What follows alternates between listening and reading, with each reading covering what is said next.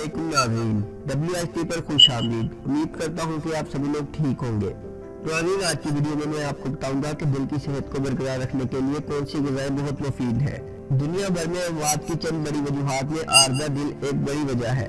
खून की शरियानों में मसाइल पैदा होने की बुनियादी वजूहात में नाकस ग़िज़ा, तंबाकू नोशी और जिस्मानी सरगर्मियों से दूरी शामिल है और यही अमराज़ क़ल्ब का सबब बनते हैं, जबकि हाई ब्लड प्रेशर और इन्फेक्शन वगैरह भी ये खतरा बढ़ाते हैं। ताहम सेहतमंद तर्ज ज़िंदगी और इन ग़िज़ाओं के इस्तेमाल से खुद को अमराज़ क़ल्ब से दूर रख सकते हैं और आप इससे बहुत ज़्यादा फ़ायदा हासिल कर सकते हैं। तो नाज़रीन, दिल की सेहत को बरकरार रखने के लिए जो ग़िज़ाएं मैं आपको बताने जा रहा हूँ, उनमें सबसे पहले आता है दलिया।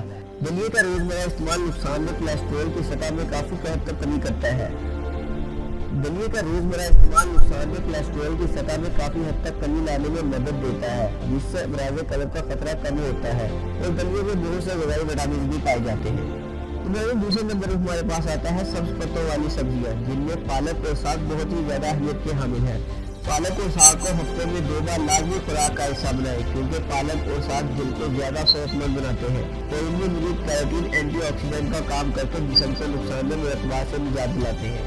तो नाज़रीन, दिल की सेहत को बरकरार रखने में तीसरे नंबर पर हमारे पास आते हैं टमाटर। टमाटरों में दिल के लिए फायदेमंद पोटाशियम की मिकदार काफ़ी हद तक होती है, जबकि ये एंटीऑक्सीडेंट लाइकोपेन के हसूल का भी एक अच्छा जरिया है।